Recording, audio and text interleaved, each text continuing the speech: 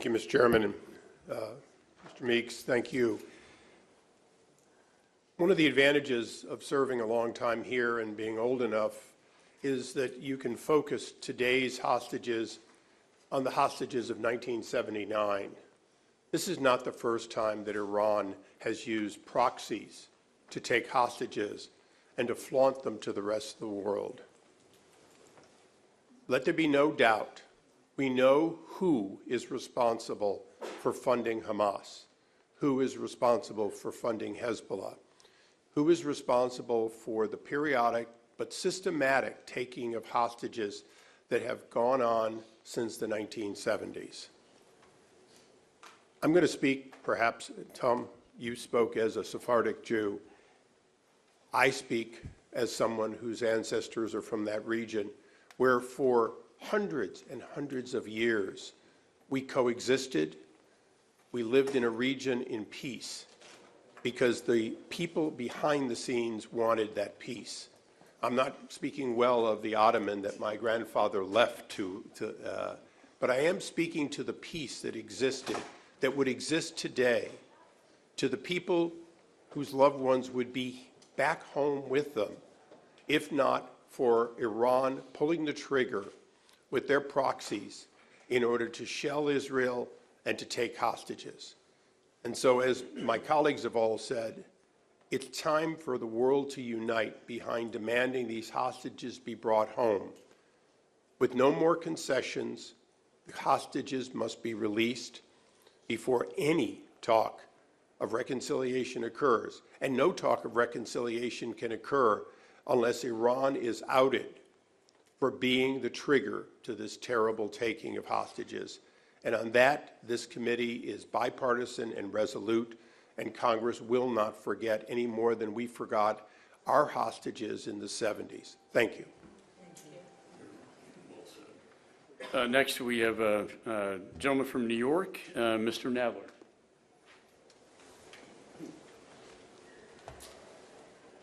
Thank you, Chairman McQuell, Ranking Member Meeks, for calling this assemblage.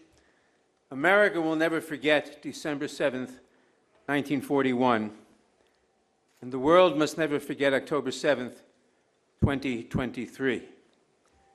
Hostages were seized, and that's a war crime. Of course, attacking civilians, killing them, raping them, beheading babies are all war crimes. Hamas has done this before. If not stopped, we'll do it again. The hostages must be freed. There is no way to free them except by negotiation, as was done for the hostages who were released, or by overrunning Hamas and freeing them, as may have to be done now. That's why when I hear calls for a ceasefire from some of our friends who do not understand, they say ceasefire, people getting killed, people get killed in wars. But that's Hamas's fault for starting the war, for continuing the war. And a ceasefire would simply say, leave the hostages where they are. And that's unacceptable. So we demand the release of the hostages as a precondition for any peace that may occur. We pray for the release of the hostages. We will do everything in our power to secure it so that they may return to their families as quickly as possible. And to the families of the hostages, I say, be strong, of good faith, chazak v'yamatz. Next, we have a member of the Foreign Affairs team that went to Israel, Mr. Max Miller, who's one of two Jewish Republicans in our conference. Max? Thank you, Chairman. I came here today to speak to you all. I didn't come to speak to them. So I'm going to address my remarks to you. Know you have someone, and you have a bipartisan delegation that care about you. Know you have someone in me, and I'll speak for myself, that is Jewish, that is an American, that's a Marine, and yeah, I'm a Republican and just wanted to. And that's okay. But know that we care. Know that I care. Know that your loss and your pain is my loss. I lost 2/3 of my family at Auschwitz. Before we went to Israel, they had that Palestinian protest. And I sat there with the chairman and the ranking member, and I looked at him and I said, is this what my family felt like in Bialystok, Poland, before they were ripped out of their homes? Never again means never again. And when I mean that, I mean that. And we will continue to stand up for the hostages. We will continue to stand up for Israel and any Jew, whether they're in Israel or all across this world. And I've made it my mission in Congress to stand up for our people so that you're not scared, okay? Because we have been scared our entire lives. I'm not scared anymore. Do you want to know why? Because I'm standing with my brothers and sisters in front of me, and that's what you are. And we are a team, and we are a family, and there's a reason why Jews always persevere, right? There is. Let's talk about the lighter note, because we always stick together as a family. And the quicker we all realize that we're not enemies, and we're all Jews with one single fight ahead to eliminate Hamas and anti-Semitism from the world, we will be a better place, and Hashem knows it. Am Yisrael Chai.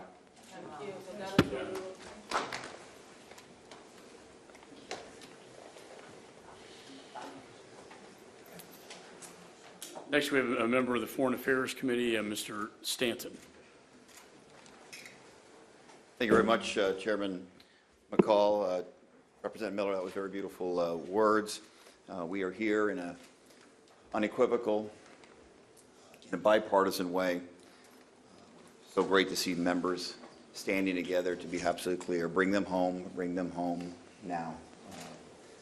We appreciate your leadership and your courage to be here right now with us. We want to thank Chairman McCall, Ranking Member Meeks, the AGC, and of course especially the families here with us today who have been living a never-ending nightmare for the last 2 months. 2 months their loved ones have been held in tunnels in unknowable conditions by Hamas terrorists. I'm thankful that the Biden administration and with our international partners were able to help secure more than 100 hostages. That number includes Abigail Eden, who turned 4 in captivity. Her family lives in my home state in Arizona. Those family members have parents who survived the Holocaust. They pleaded for Abigail's life and for their freedom. It's a position that no parent, no grandparent, no brother or sister should ever be in. And of course, right now there are still more than 100 hostages countries all across the world, including our fellow Americans who are held in these horrific conditions. For peace to prevail, every single hostage must come home now. That is why we are here, to make that unequivocal demand. Hamas must surrender, and every hostage must come home immediately. That is what we owe their families, and Hamas must be fully defeated so that this can never, ever happen again.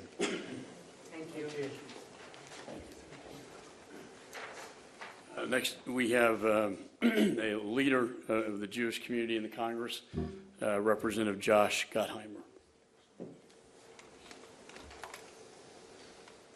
Thank you, Mr. Chairman and Ranking Member. And I just want to say, like Max did, I think the most important thing I heard him just say, which is how I feel, you're not alone. And I can't imagine what it's like for you, and none of us can, right? I mean, we've had our experiences with our families, with the Holocaust, and I, met my grandparents who escaped the Shoah, but lost all their brothers and sisters. And what I can't imagine is the hole you must wake up with every day. I can't begin to, but I want you to know that our job is to help fill that hole and to make sure that every day we wake up, like I try to do right now, make it very clear to those who seem to sympathize with Hamas, seem to forget what happened on October 7th, how quickly they forget what happened on October 7th, right? We teach Holocaust education because we make sure that no one ever forgets, and yet we're 2 months away and people are waking up forgetting about the atrocities on that day, not just to Americans, but to so many people. And the fact that that people remain hostage now, including many Americans, including many Israelis, and people from other countries. And so I can't begin to imagine what you feel, but I want to reiterate to you, the people who are here, and to so many of us in this building who understand that we will not stop fighting until every single hostage is home, including in Alexander in my district in Tenafly, New Jersey. I talk to their family all the time, and wonderful, such an incredible family, and such strength. The strength you have is, I don't know how you do it, but understand you literally have everybody behind you. You know, ignore these few voices of naysayers, ignore them, people who don't understand and don't live in the real world. You know, our world is making sure we get the hostages home, we crush and kill Hamas, we deliver humanitarian aid, we do the right thing, but every picture of every person comes home with their family. And so know that we won't stop until that happens. Thank you very much. God bless.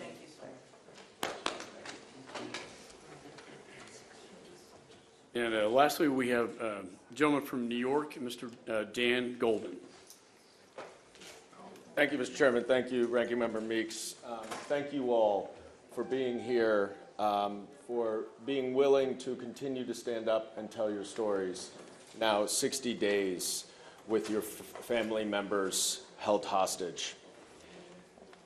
One of the things that is incredibly frustrating that I hear very frequently right now is people excuse Hamas's actions because they say Hamas is a terrorist organization, and therefore, what do you expect?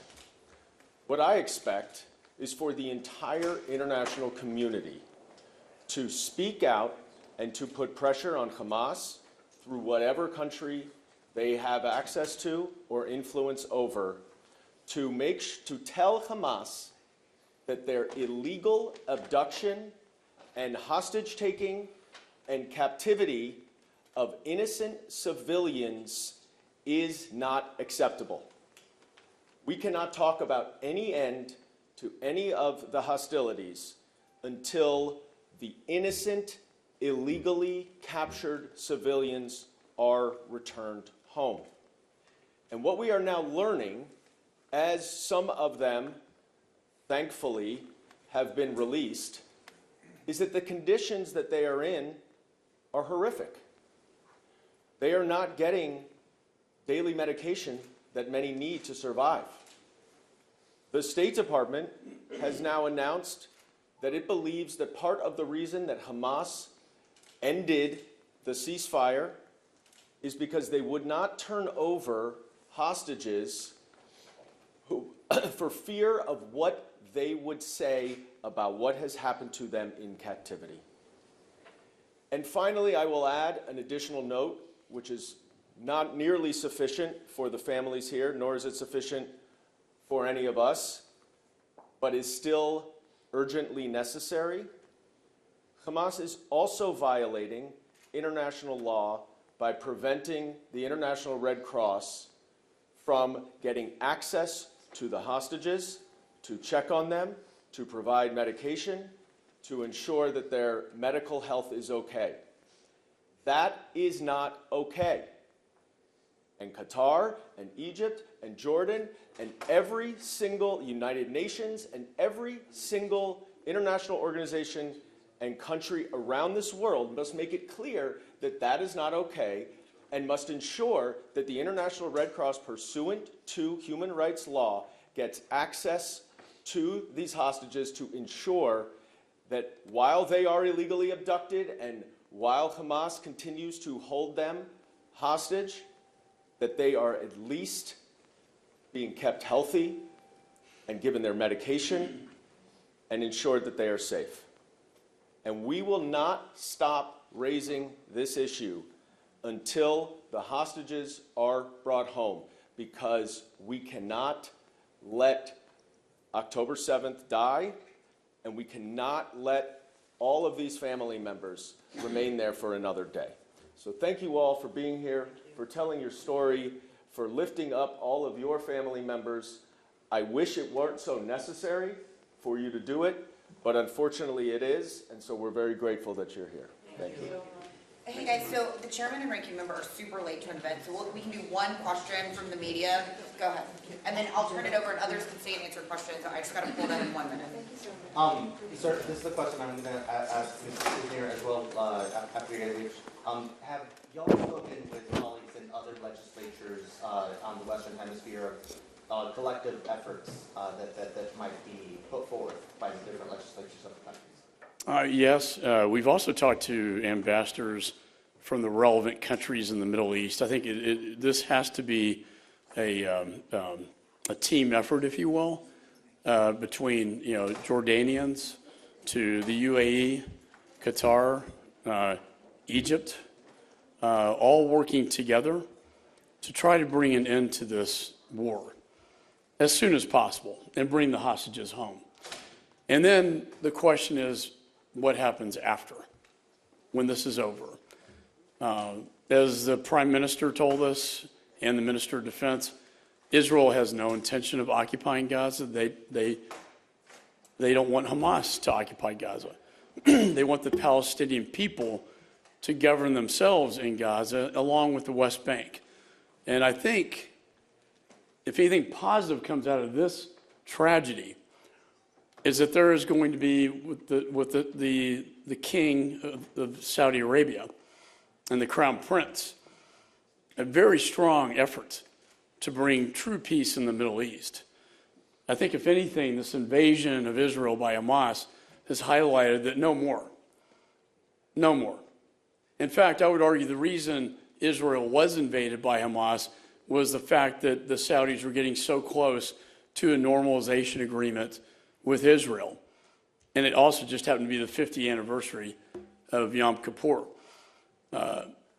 We can't lose sight of that fact, that out of this darkness, out of this tragedy, will come a very positive day, the strongest movement for peace in the Middle East, but it will entail all of the partners in the region, and particularly our Arab partners in the region, like the Saudis, UAE, Jordan, and Egypt.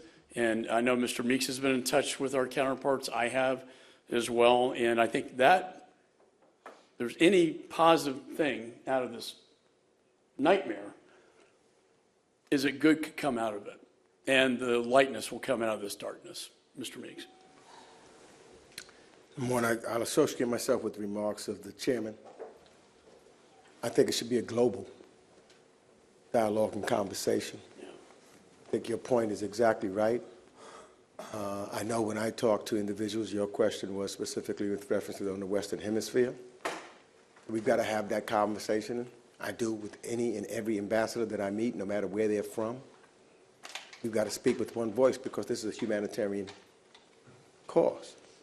If you are a human being, if you have any values at all, you should be talking about bringing these hostages home. You should be talking about trying to make sure that there's a true peace in the Middle East. You should be talking about how we can do that.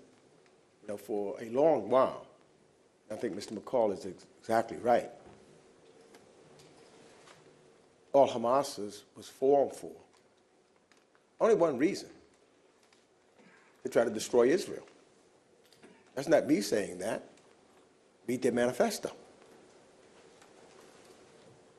And so that's why I start with the question is, at the beginning, all of us have to ask ourselves, does Israel have the right to exist? And if you agree with me that Israel has the right to exist, if you agree with me that we need to make sure that there is peace in the Middle East, then whatever country you're coming from, whoever you may be, that should be your driving force. And you should say to Hamas, because that's where the pressure seems to have left, that the world is against you. You can say that to Hezbollah or Iran or anyone who believes that Israel does not have the right to exist. So yes, we talk to our ambassadors in that regard. I'll just say this, I've been to Israel a number of times.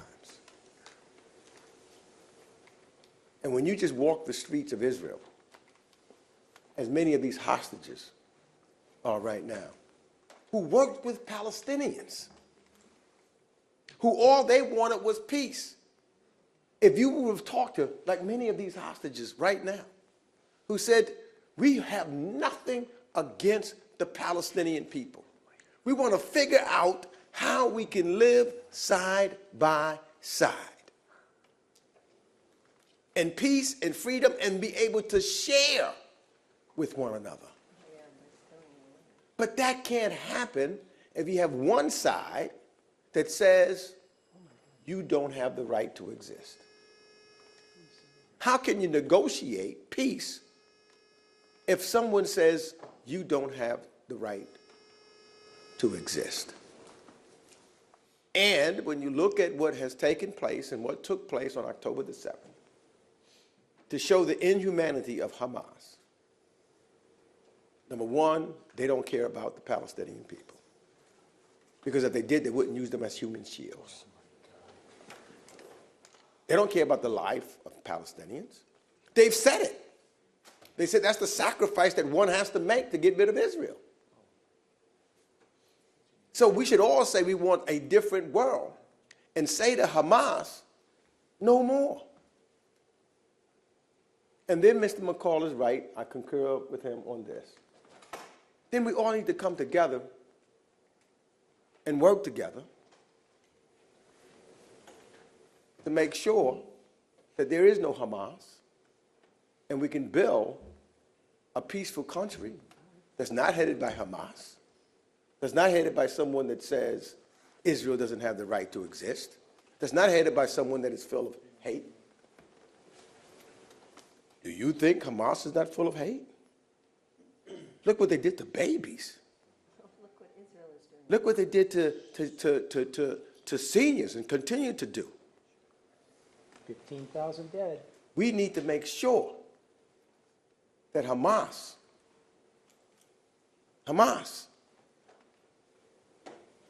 acknowledges the right of Israel to exist.